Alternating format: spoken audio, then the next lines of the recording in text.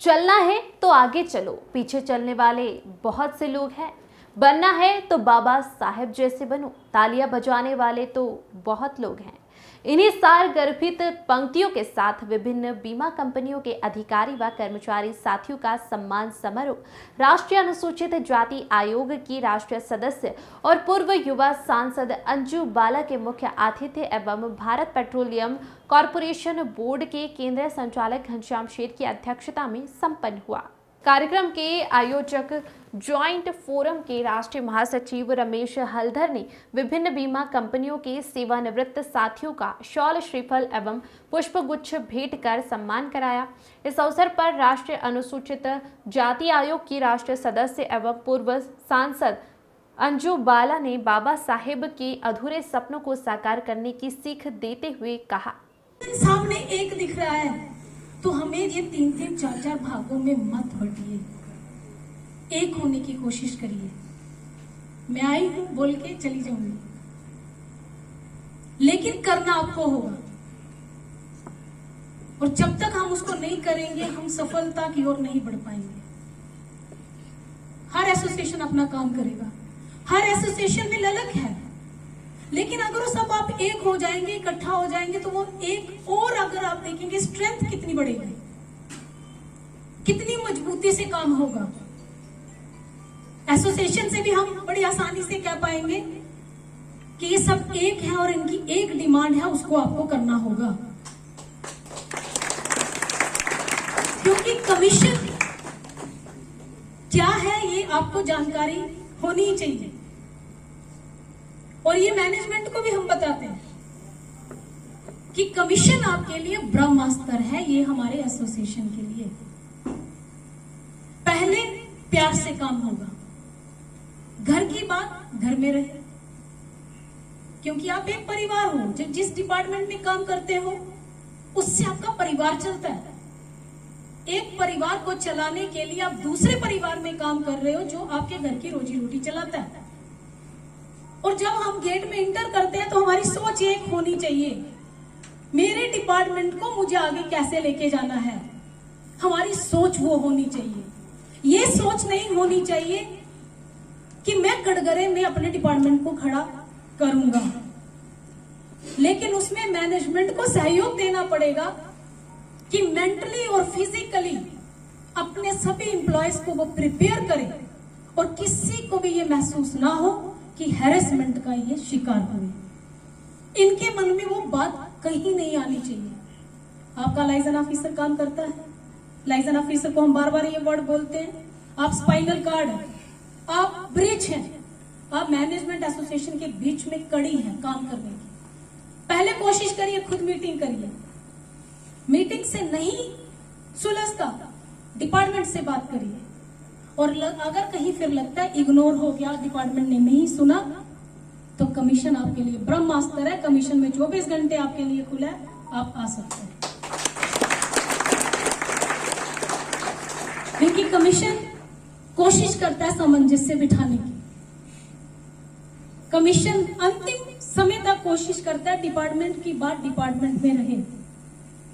इंदौर की फाइल इंदौर में रहनी चाहिए, उत्तर प्रदेश की है तो उत्तर प्रदेश में रहे, जिस स्टेट में जाओ वहीं रहे। दिल्ली तक फाइल नहीं आनी चाहिए, क्योंकि दिल्ली तक फाइल आना, इनका तो टाइम वेस्ट होना ही होना, आपका भी टाइम वेस्ट होना। और कमीशन के पास तो सारी पावर होती है कि हम नोटिस करेंगे। आपने थोड़ा सा भी अवॉइड किया हमारे पिटिशनर की नहीं सुनी, तो फिर वो पावर है हियरिंग का। हियरिंग में भी अवॉइड किया तो सम्मान के पावर है। कमीशन आपका सम्मान करता है, आपको सम्मान भेजना नहीं चाहता है। और जहां लगेगा कि अपमानित हुआ तो फिर सम्मान से काम नहीं चलेगा, तो फिर वारंट भी आ सकता है, जिसको कमीशन कभी नहीं चाहता। क्योंकि हमें आपके उज्जवल भविष्य के लिए प्यार लेने और देने आया, भावना तरीके से जोड़ने आया। बाबा साहब ने हमें डिफरेंसेस मेंटेन करना नहीं सिखाया, एक होना सिखाया, अपने अधिकारों के लिए लड़ना सिखाया, लेकिन एक होके लड़ना सिखाया। क्योंकि बाबा साहब का संघर्ष व्यर्थ नहीं जाना चाहिए। अभी हलदर जी बात कर रहे थे बच्चों को स्कूल बैग के लिए।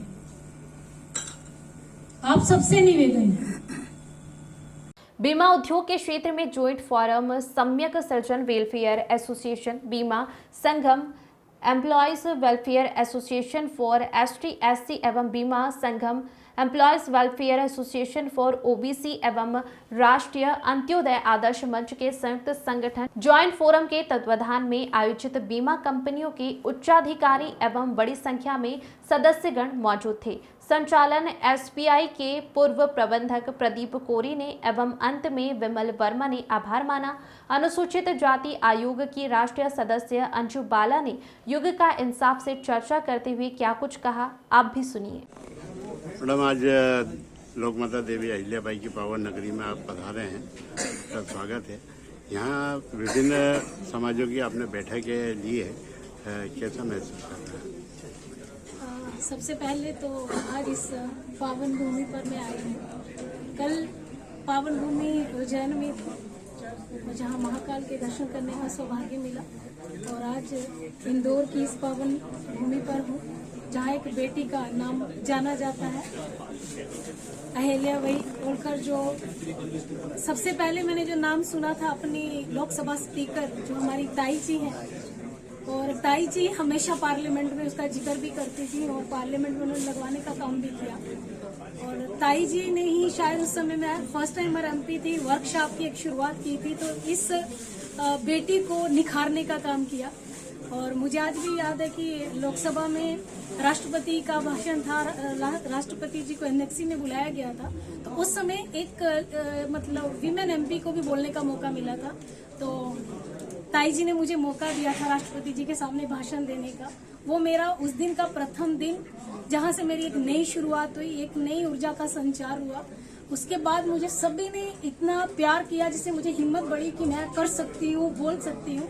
तो उस धरती पर आज मैं आई हूँ, और आज अलग अलग विभिन्न संगठनों की हमने मीटिंग की, जिसमें हमारा एक समीक्षा बैठक का भी उद्देश्य होता है। जैसे अभी उज्जैन के मैंने डिस्ट्रिक्ट रिव्यू किया, वहाँ भी हमने बहुत सारे मुद्दों पर चर्चा की। भारत सरकार की योजनाएं, राज्य सरकार की योजनाएं जो अनुसूचित जाति वर्ग तक पहुँचनी चाहिए, क्या वो टाइमली पहुंच रही हैं कि नहीं पहुंच रही हैं। बहुत सारी बैंकों को लेके भी चर्चा हुई, मुद्रा योजना, startup India, stand up India, तो वो क्या सही से इम्प्लीमेंट हो पा रहा है कि नहीं हो पा रहा है। जो प्रधानमंत्री का सपना है वो पूरा हो रहा है कि नहीं हो रहा है, उसकी टाइम टू टाइम समीक्षा बैठक हम लोग करते हैं। आज सभी संगठनों के साथ भी मेरी मीटिंग थी, इनसे भी वही रूबरू हुए, बातें जानी। अगर किसी को कोई प्रॉब्लम है तो इनको यही बात बताई कि कमीशन इनके लिए एक ब्रह्मास्त्र है। और आपके मीडिया के माध्यम से भी मैं बताना चाहती हूँ, जो अनुसूचित जाति के लोग हैं, जो पढ़े लिखा समाज है, उनको आर्टिकल 338 पढ़ना चाहिए, जानकारी करनी चाहिए। आपके जो हितों की रक्षा करने के लिए संविधान में प्रावधान दिया, कमीशन को बनाया, उस कमीशन में कभी भी आप आइए। अगर आपको लगता है आपके साथ कहीं हैरेसमेंट हो रहा है, कहीं आप प्रताड़ित महसूस कर रहे हैं, तो आप कमीशन के पास आ सकते हैं। और आपके मीडिया के माध्यम से हम लोगों के पास बहुत सारे ऐसे केस आते हैं, जो बहुत सारे ऐसे लोग होते हैं, गरीब लोग होते हैं, जो दिल्ली तक नहीं पहुंच पाते।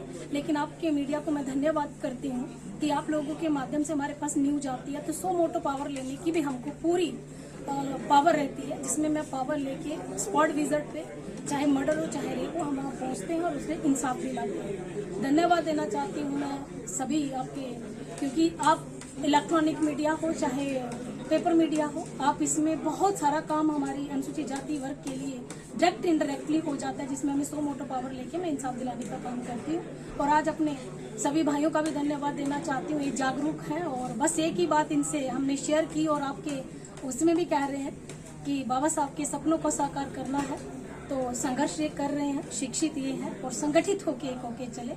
यही मैं इनसे एक आश्वासन भी चाहती हूँ। और बाकी कमीशन सभी के लिए है, सिर्फ अनुसूचित जाति वर्ग के जो सताए हुए लोगों के लिए। आप कभी भी आ सकते हैं कमीशन में, और उसमें 24 घंटे आप, क्योंकि हमारा मेल ID, हमारे पोर्टल, वो भी आपके लिए काम करते हैं। नहीं पहुंच सकते तो आप मेल पे भी डाल सकते हैं, जिसमें आप इंसाफ दिलाने का हम काम करते हैं। बाकी आपका धन्यवाद देना चाहते हैं, कुछ और पूछना चाहते हैं। कदम से कदम मिलाना चाहती है, लेकिन जब तक सोच नहीं बदलेगी तो तब तक समाज नहीं बदलेगा। इसीलिए सोच तभी बदलने की कोशिश करें, बेटियां घर से निडर होकर बाहर आएंगी। सबसे ज्यादा रेप के जो केस आते हैं वो अनुसूचित जाति की महिलाओं के साथ नहीं होते हैं, आदिवासी महिलाओं के साथ नहीं होते, ऐसा क्यों? इसमें सिर्फ एससी वर्ग एसटी वर्ग कहीं नहीं होता, बहुत सारे या बेटियों की ही बात हुई तो बेटियों के भी आते हैं। और जहाँ तक ये सूचना हमें मिलती है, ग्राफ रेट धीरे धीरे कम हो रहा है और जहाँ पे सूचना मिलती है तत्काल हम पहुँचते हैं, रोक लगेगी उस पर और लग भी रही है जब कड़े कानून है। और कानून इसीलिए बनाए भी गए कि इसमें सामने वाला जो कृत्य कर रहा है वो उस पर सजा देंगे, प्रावधान है।